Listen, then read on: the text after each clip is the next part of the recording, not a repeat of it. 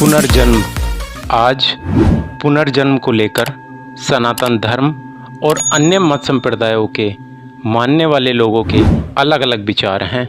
जहां एक तरफ सनातन धर्म में पुनर्जन्म की बात स्वीकारी गई है, वहीं दूसरी तरफ अन्य मत संप्रदाय इसको नहीं मानते हैं। उनके अनुसार मनुष्य एक ही बार जन्म लेता है और मृत्यु के पश्चात अपने कर्मों के हिसाब से हमेशा के लिए जन्नत और जहन्नुम में चला जाता है। इसलिए ये मत संप्रदाय को मानने वाले लोग उस जन्नत को पाने के लिए अपना पूरा जीवन लगा देते हैं और उसके लिए वह सब कार्य वे लोग करते हैं जो उनकी मत संप्रदाय की पुस्तक में करने के लिए कहा गया है, फिर चाहे वह कार्य मानवता के विरुद्ध ही क्यों न हो। अब आइए इस पुनर्जन्म व्यवस्था को जानने का प्रयास करते हैं कि क्या पुनर्जन्म व्यवस्था काल्पनिक है या वास्तविक, और क्या इसमें कोई वैज्ञानिकता भी है अथवा नहीं।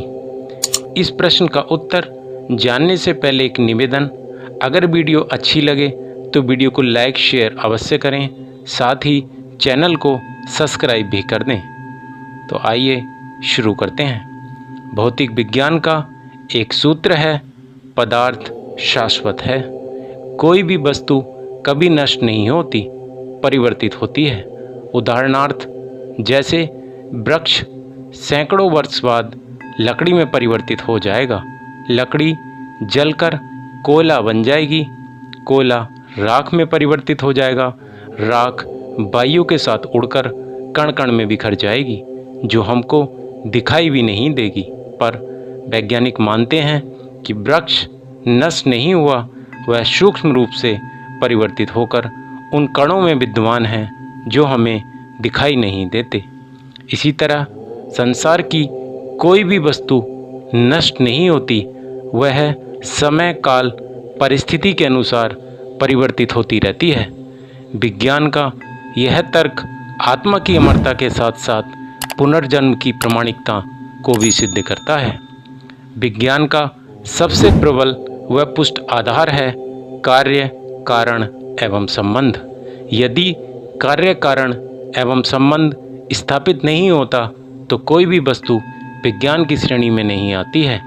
बिना कारण के कोई भी कार्य नहीं होता है। मनुष्यों में हम प्रायः देखते हैं कि कोई जन्म से अंधा, कोई लंगड़ा, कोई कुष्ठ, कोई रोगी, तो कोई सुंदर व हष्टपुष्ट है, कोई दीनहीन दरिद्र होता है, तो कोई धन ऐश्वर्य से संपन्न। किसी को थोड़े प्रयास से ही बहुत लाभ हो रहा है, तो किसी को कठोर परिश्रम करने पर भी कुछ प्राप्त नहीं हो रहा। इससे यह सिद्ध होता है कि मनुष्य केवल कर्म करने में ही स्वतंत्र है, उसको फल देने वाली शक्ति कोई और है। क्योंकि कर्मफल सिद्धांत के अनुसार अच्छे कार्यों का अच्छा व बुरे कार्यों का बुरा फल मिलना चाहिए, परंतु आज हमें ऐसे अनेक उदाहरण मिल जाएंगे जिसमें नित्य ईश्वरोपासना, पूजा पाठ, व्रत उपवास करने वाला धार्मिक सज्जन व्यक्ति दुखी, जबकि अनाचार, पापाचार, मांस मदिरा का सेवन, नास्तिक, पापी और बड़े बड़े घोटाले भ्रष्टाचार करने वाला व्यक्ति सुखी है, धन ऐश्वर्य को भोग रहा है।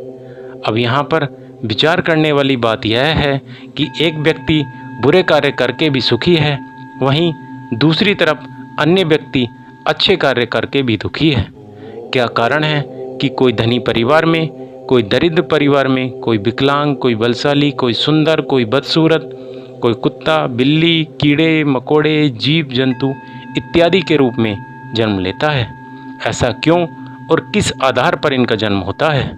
और इन सब में इन प्राणियों का क्या दोष है और क्या ये न्याय है? इन सभी प्रश्नों के उत्तर किसी मत संप्रदाय को मानने वाले के पास नहीं होते हैं, जो कहते हैं कि मनुष्य केवल एक बार जन्म लेता है। इन सभी प्रश्नों का उत्तर सनातन धर्म में ईश्वर की कर्मफल व्यवस्था में ही मिलता है, जिसमें कहा गया है कि मनुष्य के कर्म पर ही निर्भर करता है कि उसका अगला जन्म किस रूप में और किस प्रकार की स्थिति में होगा, और उसके अगले जन्म के सुख दुख भी कहीं न कहीं उसके इन पुनर्जन्म पर भी निर्भर करते हैं और यह सब ईश्वर की कर्मफल व्यवस्था के अनुसार होता है। इसलिए सनातन धर्म में कहीं इस कर्मफल व्यवस्था को मानने के लिए कहीं न कहीं सभी मत संप्रदाय और आज का विज्ञान भी बाध्य है। वैज्ञानिक कसौटी पर किसी बात को प्रमाणित करने का अंतिम चरण होता है दृष्टांत, एग्जाम्पल। लोक व्यवहार में पुनर्जन्म को प्रमाणित करने के अनेक दृष्टांत देश विदेशों में मिले हैं। इनमें सबसे विलक्षण है गीता प्रेस गोरखपुर से प्रकाशित परलोक और पुनर्जन्म कल्याण का विशेषांक, जिसमें चित्र, नाम व पतों सहित ऐसे सैकड़ों दृष्टांत प्रकाशित किए गए हैं जो पुनर्जन्म की घटना को इस जन्म में पुष्ट कर रहे हैं। गीता में भगवान श्री कृष्ण कहते हैं कि जिस प्रकार मनुष्य पुराना वस्त्र त्याग कर नया वस्त्र धारण करता है, ठीक उसी प्रकार आत्मा भी मनुष्य का पुराना शरीर त्याग कर नया शरीर धारण कर लेती है, और जिसको आज का विज्ञान भी प्रमाणित कर चुका है। साथ ही एक विदेशी वैज्ञानिक ने अपनी पुस्तक लाइफ आफ्टर डेथ में भी पुनर्जन्म से संबंधित अनेक उदाहरणों को सटीक व्याख्यानों के साथ प्रस्तुत किया है। आशा है हमारी इस वीडियो के माध्यम से आपको पुनर्जन्म और उसकी वैज्ञानिकता का विषय स्पष्ट हो गया होगा। कृपया ऐसी ही और ज्ञानवर्धक वीडियो के लिए चैनल को सब्सक्राइब अवश्य करें, साथ ही बेल आइकन नोटिफिकेशन को भी प्रेस कर दें, जिससे आने वाली वीडियो की जानकारी आपको मिलती रहे। साथ ही वीडियो को लाइक, शेयर, कमेंट अवश्य करें। धन्यवाद। नमस्ते।